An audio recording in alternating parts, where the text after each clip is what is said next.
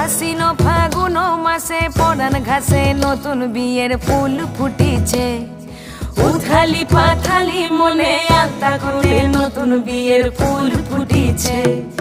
এই হো পিয়ালি রে, এই হো দুলালি রে, এই হো পিয়ালি রে, এই হো দুলালি রে। আশ্বিন ফাগুন মাসে পরান ঘাসে নতুন বিয়ের ফুল ফুটিছে। উথালি পাথালি মনে আলতা করে নতুন বিয়ের ফুল ফুটিছে।